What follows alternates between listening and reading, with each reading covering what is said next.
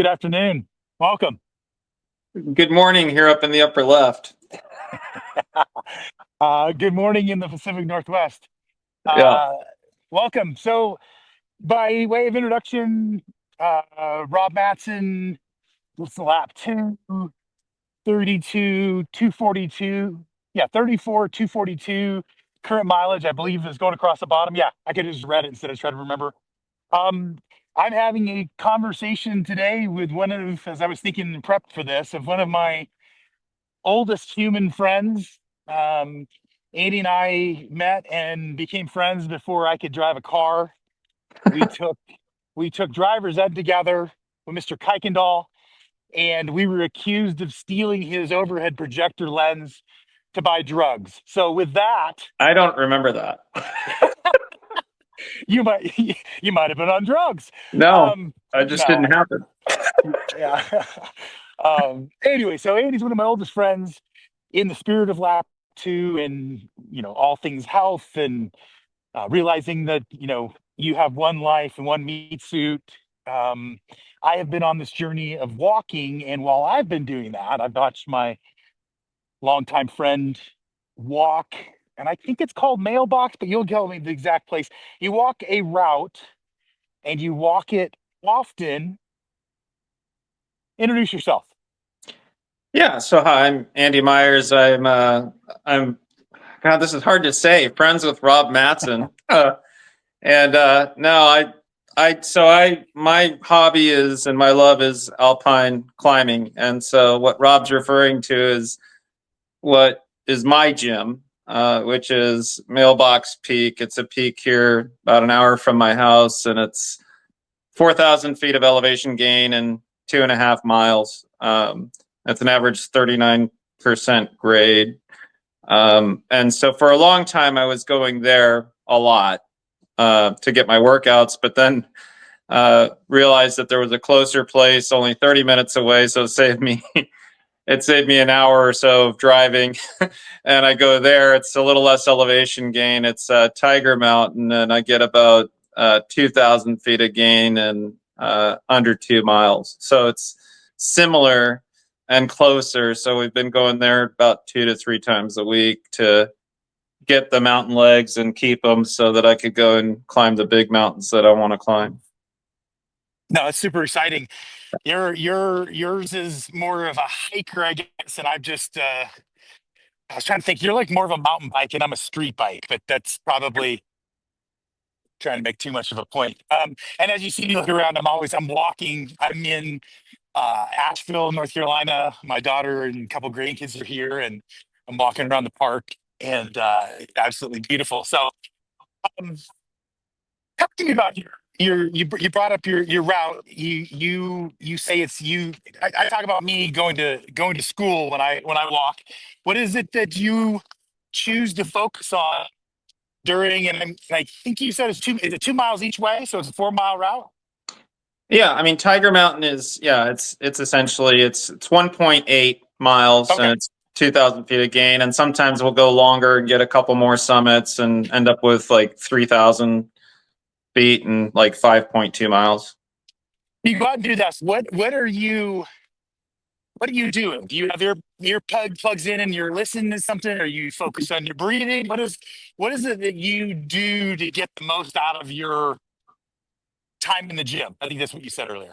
Well, so for me, it's a few things. I mean, it depends. Like, there's a lot of time when we're just talking together because I go with my friends, and that the community is what I enjoy. But I also enjoy the therapeutic part of it, which is, you've heard people like talk about green therapy, being surrounded by all the moss and the ferns and everything else, and also it's just the meditative aspect of it that I enjoy. I mean, whether I'm in an active conversation with somebody or if we're spread out, sometimes we spread out and I just have the solitude, which I enjoy too. And it's just a time to be able to be present, Be and present. and appreciate what's around us and how lucky we are. So Another gratitude driven human. I love it. Yeah. And I try to do the same thing. I focus on my breath. I think I've shared this before. I have plugs in my ears most of the time because I'm in, an environment that's more urban. And because of that, I'll put them in noise cancellation just so I can sort of truly get into my head. And I always say I defrag the hard drive. So you're experiencing a similar mental benefit from going out and exerting yourself. Absolutely. Yeah. Keeping me in shape, like I said, for the bigger objectives that I want to do. And it's I don't go with headphones for a number of reasons. When I was a runner, I didn't do it either. And it's because I just needed my form of unplugging was just not having something in my ear, whether it's a voice or music. And in the climbing and hiking world, there's a safety aspect to it because at the hours we go, which are pre-dawn hours a lot of times, is the prime hunting time for mountain lions, cougars, things like that. So we see eyeballs and hear noises that you want to be able to be aware of what's around you. What are you doing in a proactive way to keep them away? Is there some sort of a scent you spray on yourself, or just make lots of noise? How do you You how do mean you keep? you mean like Axe body spray? I think that would just make them uncomfortably aggressive. Uh, it makes me. I was gonna say when my teenage boys wore it, it made me uncomfortably aggressive. So No, I it's hear you. no, I mean we just try to make sure that the animals know we're there. Okay. We have pretty bright headlights on or head torches. That's why we talk. Okay.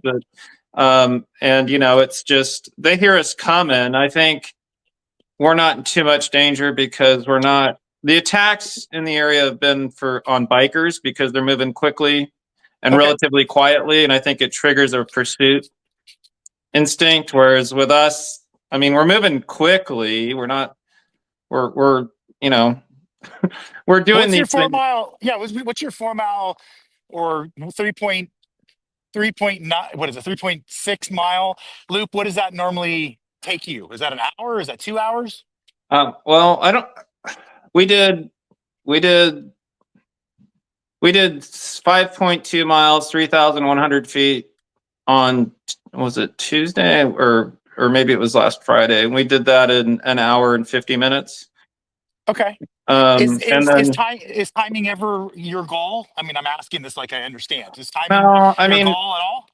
for some folks out there it is, but for me it's not. It's just something that it's a benchmark for me to kind of keep track of my fitness personally. Okay. And a lot of times, to be honest, when I get like a PR, it's when I'm not even thinking about it. It's when we're talking and just having fun. And so I don't go out there with the pursuit of time records, but I'm on Strava, and so it tracks, and it's just a self Okay. measure Okay. to know where I'm at. And it's like for mail, like mailbox, that's 5 miles round trip. It's 2.5 miles, 4,000 feet. And I think my PR up is an hour and 24 minutes. And Okay. then down is 40 minutes, I think is my best time down. Maybe lower than that slightly.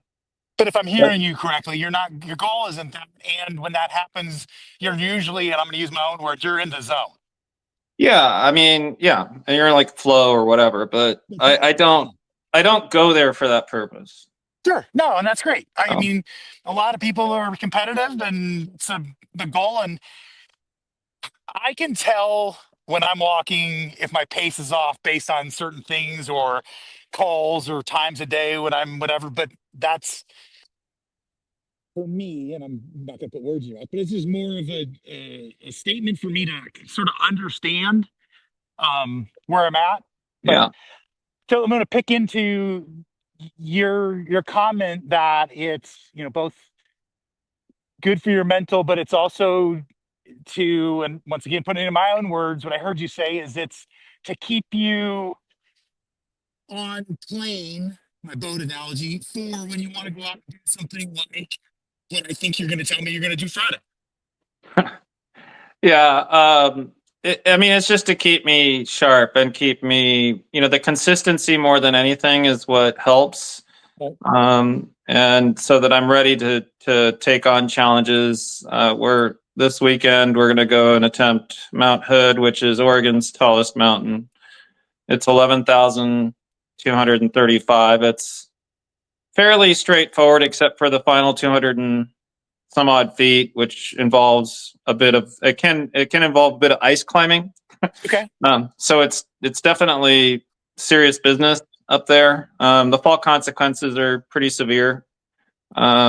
So that's something that will be a challenge for me. I got to experience a little bit of that growth down in Mexico at the end of November and early part of December when we went down on a 12-day expedition and climbed 3 peaks, all over 14,600 feet. The highest being 18,005 Pico de Wow. Orizaba. So Fantastic. So you talked about the last bit being ice. So do you carry a hammer and claws or things for your feet? How do you prepare for the inevitable, hey, there could be ice on this path?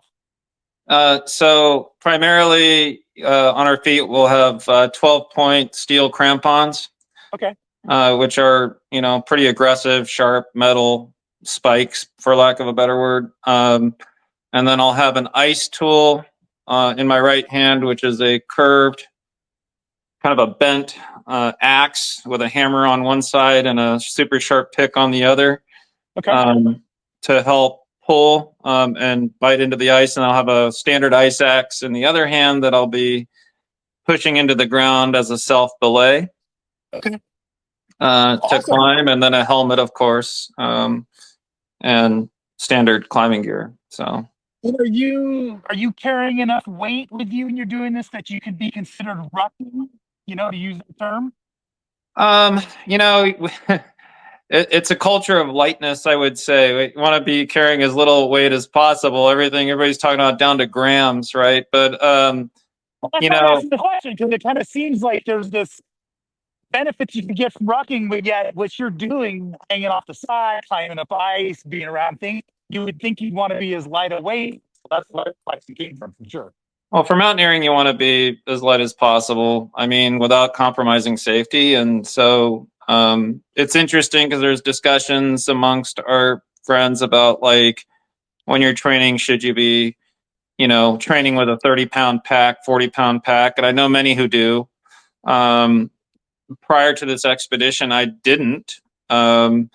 I was going at most with maybe 15 to 20 pounds occasionally, but mostly leading up to that, a running vest. And so I was concerned because I was like, oh, I haven't been training with weight. Is it going to be a problem? And then I had other friends were saying, dude, you're consistent. You're hitting this 2 to 3 times a week. And so that's really all you need. And you're not going to be running up these giant mountains. You're going to be going slow, Right, right, right. so on pace, and so generally that I think for climbing the bigger goals, like the bigger mountains, we like to shoot for about 1,000 vertical feet per hour on pace. Okay. Sometimes it's less than that because of conditions or whatever, but I think that's the goal generally. So perfect world, you have a hike coming up. It's 11,000 plus total feet. Is that an 11-hour hike, or do you start somewhere a little bit lower? Well, Talk to me about that. yeah, so on Hood, you don't start from sea level. So on Hood, we'll start at Timberline Lodge, which I think is around 7,000 feet. So we only have 4,000, 200 or so feet to go, 4,300 to climb. Only. Yeah, only. But that's going to take some time. My buddy who's arranging this, who's done it several times, he said, we'll start at 1 a.m. and we should make the hogs back, which is below the crux that I was talking about earlier, by 6 a.m. So I was like, wow, 5 hours. But then I imagine it's going to take us another hour or so to get from the hogs back to the summit, because then you go up the hogs back, you cross a Bergeschrund, and then you enter what they call the pearly gates.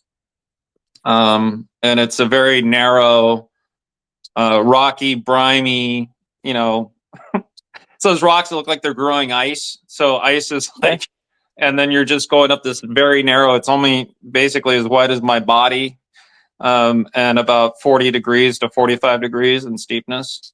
Wow. Um, and you're just going up that. It's like a little chimney. That's fantastic. How Yeah. many are going to be how many are in the crew? It's just a party of three. Party of three. Yeah. Okay. And Anybody so, have a radio? Do you guys worry about that kind of stuff? Safety, things like that? of course, yeah. So we all have these, but I think our leader Bob's going to be taking a Garmin and Reach Explorer Plus, which has SOS and GPS, all that. So, Fantastic. um, but we monitor things like route conditions, snow conditions, avalanche danger, weather, all those things, and look for trends and all that. So we try to minimize the risk. There's risk in everything, but Right. Do you have any goals like, hey, I want to climb this many mountains by this time? I got a buddy that just finished 50 marathons in 50 states, and now he's working on countries and continents. He's 10 years older than we are, so he's a little bit ahead of me. But is there any goals you have specifically that you're still reaching for? yeah, I mean, I'd like to finish. I'd like to climb Rainier this summer and finish the 5 Washington volcanoes. I've climbed all the other ones, some of them multiple times.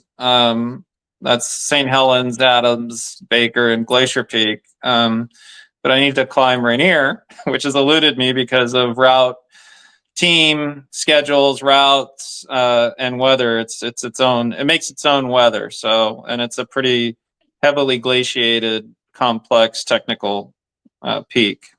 And that's the one that they're still warning us could blow up and fill into Puget Sound. Well, that's a little dramatic, but yeah, I mean, it could cause some issues if it erupted. Although I doubt they'd be that cataclysmic. I'm just remembering I used to do nuclear war drills when I lived in Alaska under a particle board desk that was going to literally do nothing for me. So I was just curious. That's awesome. Um, And I yeah, want to climb. I mean, I want to climb Whitney, which is the highest in the lower 48. is that California? And yeah, Okay. I climbed Shasta last June and did it car to car, so no camping. Just drove down there, climbed it, and drove home. And that was my first 14,000 foot peak. Um, and that was fun. That's beautiful. And then I want a high point, basically as many states as I can, and I want to climb Kilimanjaro, and I want to climb Aconcagua, and I'd like to climb a few other mountains in Ecuador. Um, And uh, so I'd like to get at least 2 of the 7 summits. okay. That's So awesome. Do you have timeline goals? I know we've breached into 50s. Are you trying to complete it before 60? Is there any like, hey, I want to be on this mountain on my 55th birthday? You have any no, goals like that? nothing like that. Okay. I mean, it's tough because I have a full-time job and I've got a family, and so I need to balance those things. Thank you. Good direction change. How does your lovely bride and children react to this, lifestyle? I'm gonna call it that. It's lifestyle. Mine's an identity. And will look at me and say, "Hey, you need to go for a walk," when she knows it's time for me to go, and I'm starting to be kind of off. So, is your family similar? Do they accept it? Do they like, "Hey, Dad, do you don't need to climb a mountain today?" I mean, how are they with you? Oh, I mean, what you just said sounds very familiar. That's why I was smiling. Okay. Because it's if I don't do it, I start to get a little bit not myself. Like, so for me, it's important. They support it, and you know, a lot of the times I'm home before they're even out of bed. Like I'm getting back to the house, well before. Usually, like during the week on my conditioning hikes, I'm home by 7:30. You and I were late night owls as children and younger adults. How did you make that transition to, being, is it just, hey, this is the discipline that required to do what I want to do without interfering with family time? Or what caused you to, we had a conversation this morning. You called me at 4 a.m. or whatever it was. What causes you to have that level of discipline? Just need. Okay. It started out because friends, we couldn't get our schedules to line up because all of us are working. All of us have families, and so the obvious answer was, well, why don't we just go early enough in the day that it doesn't interfere with any of that stuff? Okay. And so we go and we do it. That's how it started. And I mean, I'm kind of a night owl. I'm a social person. I like hanging out with our friends and stuff. It's just, if I got to climb the next day, I got to get to bed at a decent time to get some sleep so that my body can do what I'm going to ask it to do. But Understand. What does your body require from a sleep perspective? I mean, it depends. A lot of times, like on these bigger mountain missions, sleep is pretty crappy because it's a combination of being excited and uncomfortable. A lot of times you're in a. I mean, this trip to Mexico, you had four grown men shoulder to shoulder in this tent. It's like you're not going to sleep super well. I think I Right. was getting my Garmin said I got a sleep score one night of 20 out of Okay. 100. And it's just and it's also just just resting, just laying down, and even if you're not getting high quality sleep, but allowing your body to rest is sometimes sufficient. But generally, I like to get at least 5 hours if Okay. I can, 5 6 hours of sleep before and I go do something like that. But that's not always possible, and it's also harder. Like, I mean, you're not in your own bed on the side of a mountain. You're on the side of a mountain. It's windy, cold, Yep. noisy. You Yep. got people snoring. You got people moving about. If it's a popular route, there's people talking and moving about outside. So I mean, I'll take earplugs and that helps a little bit, but Okay. you know, Okay. Well, so is I know how important sleep is for me. So during an event, an excursion, I can totally see, and maybe even the night before a hike, the excitement, as you said, and that side of it. The 5 days before, the day before you go for a hike, or one of those bigger events, are you trying to maintain a consistent sleep habit for those days? Before I was consistent, I would get an extra, call it 2 3 hours on the weekend, or try and take a nap, rest that way. I mean, how have you helped to make sure that you are getting all that's required from a rest perspective? so I like to start by making sure I'm hydrating, drinking more water than usual, not drinking alcohol, because that'll work against me. I know it will Okay. work against my sleep and also hydration. So um, I do try typically like a few days before um, doing the hydration and working on sleep quality. Like for instance, I'm not going hiking anymore this week. You Okay. know, in preparation for this weekend to rest my body, to hydrate, to work on sleep. You Okay. know, Awesome. uh, That's what I that was kind of hoping. thing. Yeah, Yeah. yeah, I was hoping.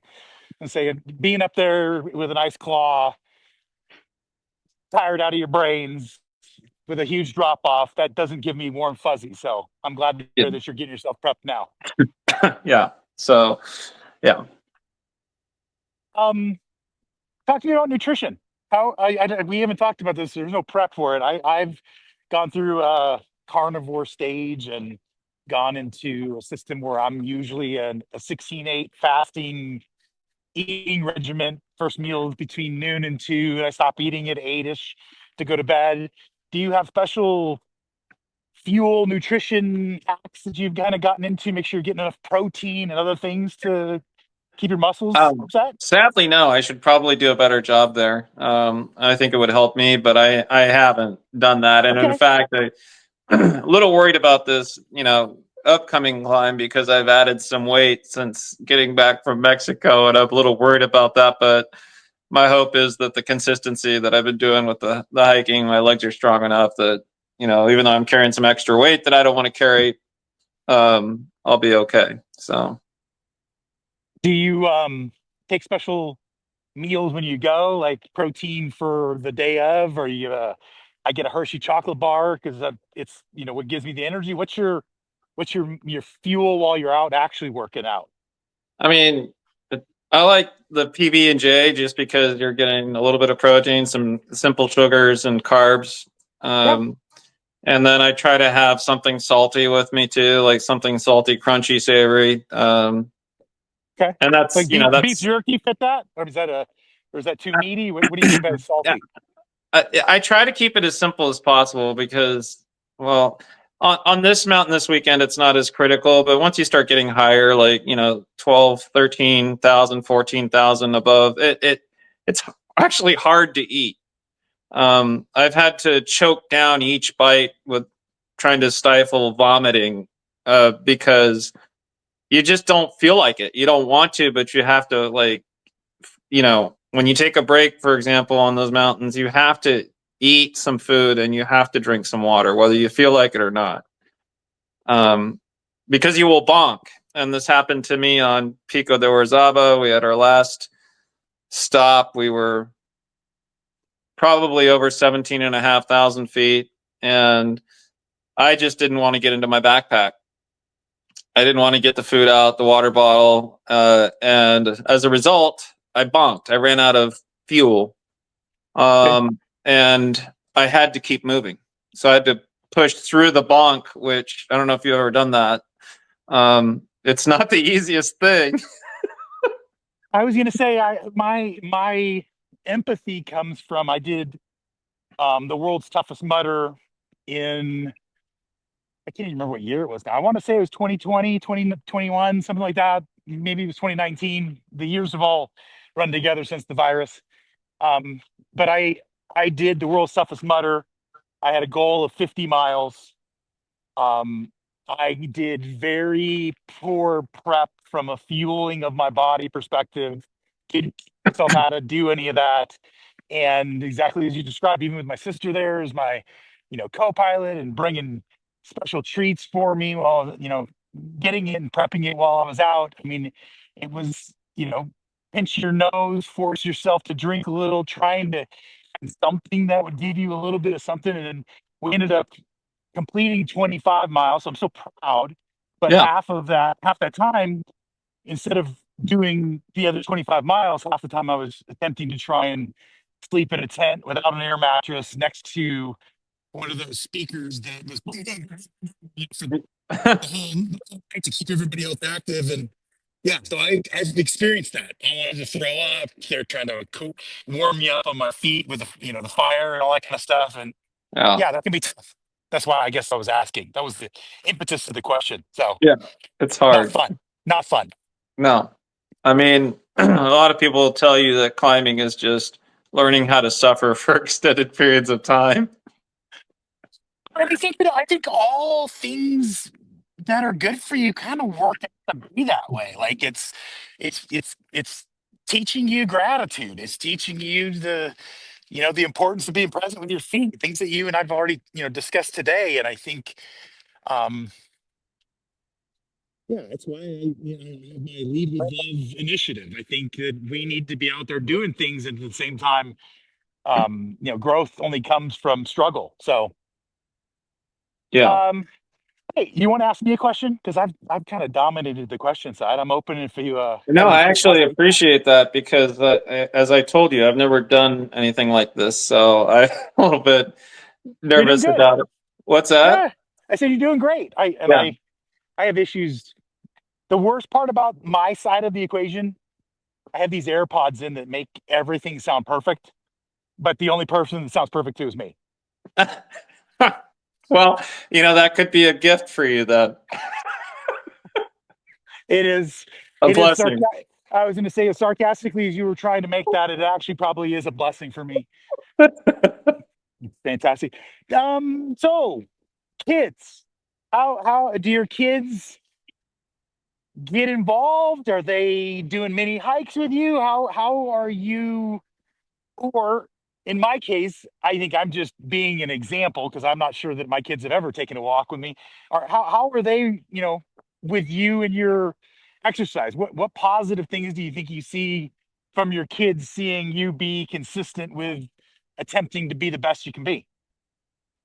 Yeah, that's a good question. I can tell you that my 14-year-old wants nothing to do with hiking or climbing. I think I took him down to Plateau Point in the Grand Canyon. So we went quite a ways. I mean, it was we went to within 1,000 feet above the Colorado River and back. And I think Okay. her exact quotes were, when somebody says go to hell, I can tell them I've already been. Fantastic. So they're Um, getting a lot of personal growth from it too. oh yeah, yeah. But I do hope that they see the the importance of consistency and staying healthy, and all that. No, it's great. Um, asked you about nutrition, talked to you about sleep. Are any of your hikes, is any of that kind of stuff, um, would it prep you for like one of those 100 mile, trail runs or whatever they do down? I was trying to think of like the stuff you see David Goggins doing. Is that, is Like that something you're that, talking about like ultras and yeah, mountain yeah, yeah. marathons. I mean, a lot of times we end up doing the same kind of physical activity that those guys do over much longer distances. But Yeah. I have no desire to, at this point in my life, run an ultra like that or anything like that. I mean, my thing is this is part therapy, part community, and part gym for me. That's what the hiking and the climbing is about. But it's so I don't know. I mean, I guess I have friends that do it. I have a friend that sponsors those kinds of races, that has a company, and he does a lot of it himself. But I don't know. I just right now don't have an interest in doing like an ultra like that. I would love to do, I don't know if I want to do 100 miles. I would love to do a distance, and I don't think this exists, which is why I'm picking your brain and knowing that you know somebody, then maybe you can help me to explore this. But, and then, in fact, I think somebody suggested that I go and do one of those 100 mile where it's like a 2 mile circle and you just kind of go out there and do it yourself. But I would love to do a longer distance piece like that where I don't have to run. Like I would love to just be able to, walk at a 17 to 15-minute mile pace at max, but Hmm. yet have a longer distance with the elevation changes that I think that you guys are going on. So I'd love to be able to do like the Western states or whatever they call, but without the holy shit, man, I've got to be done in this amount of time or else I'm not going to make the next qualification gate. Like I want to do it where there's no gates, but the Yeah. gates are there for protection. Does that make sense? Yeah, sure. No, I'd be interested maybe doing that. I mean, we've done some long days in the mountains. I've earlier this year did, like I think over 20 miles. I mean, we've done days that are 12,000 feet of gain and 22 miles, three mountains one day. Okay. Um, which I mean, that's a lot. Yeah. It's a grind, and by the end, you're just kind of on the last mountain. I just remember thinking, "Oh my God, I'm going so slow. I'm never gonna get there. My friend's gonna be like wondering what the hell happened to me." And then I, get home and I see that I've gotten PRs. It's like it's because you're just in this march. You're I don't know how to describe it, but it's odd what happens on those long days. Because it's just, and you don't get too in your head about it. I get to a point where I'm just thinking about the very next step, you know.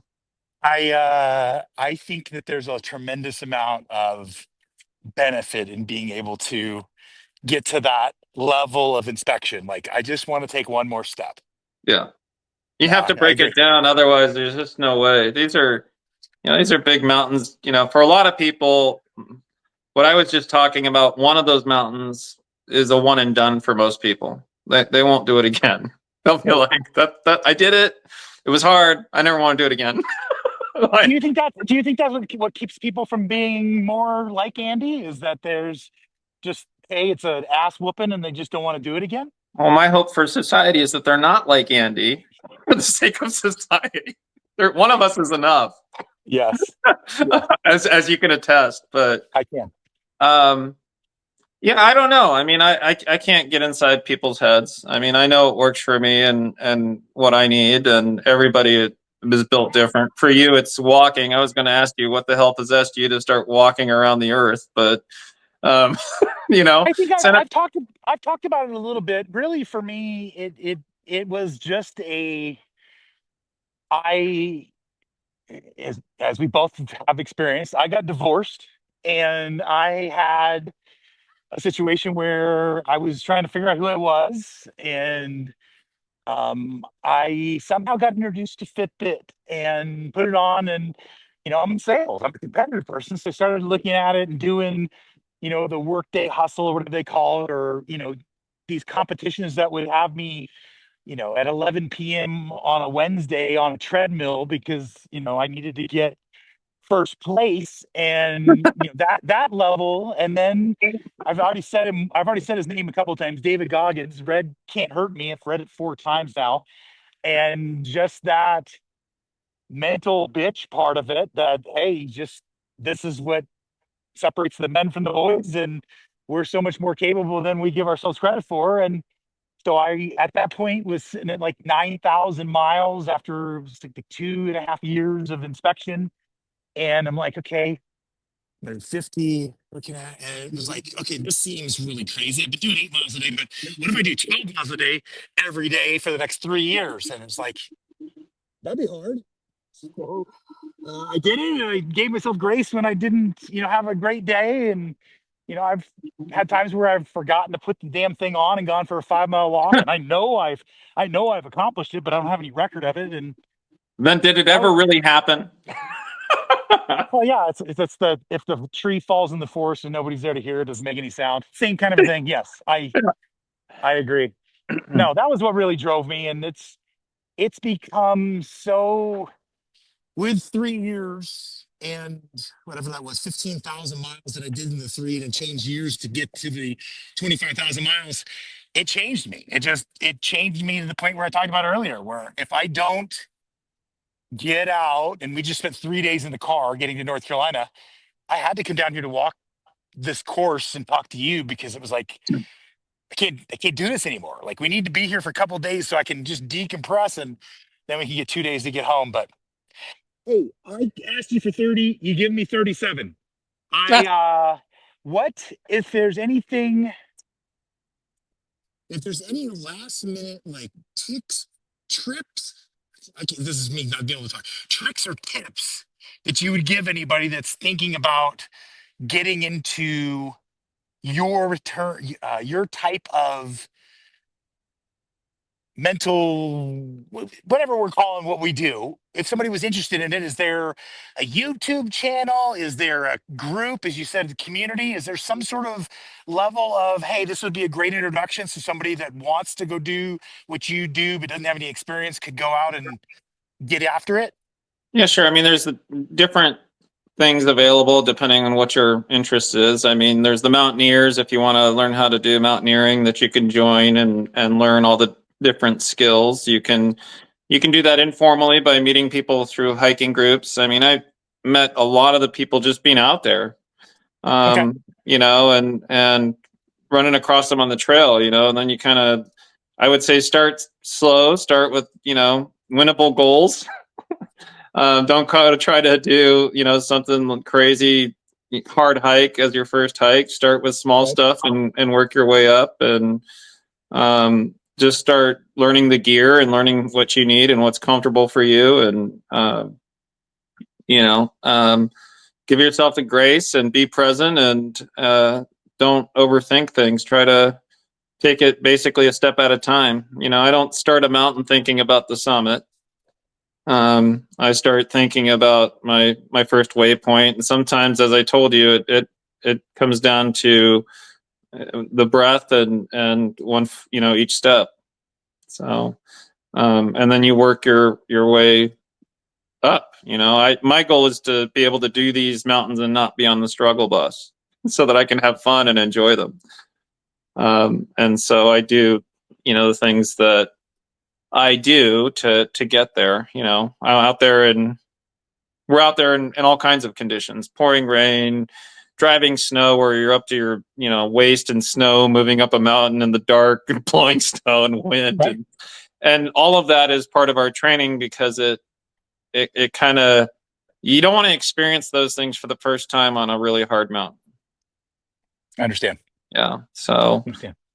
it all goes back to, baby step in it, and take, taking your time with it, not getting in over your head, and being prepared. In the stuff we do, taking the gear you need to be safe, and uh, doing things in a way that doesn't make you a draw on resources for search and rescue and things like that. So being prepared. Awesome. I Yeah, appreciate the words of wisdom. Thank you for taking time out of your day to come spend it with us. And yeah, it's thanks good for to being my see you. friend. Good talking with you, Rob. All right. Be safe. Take Take care. care. You too. Have fun, man. Thanks.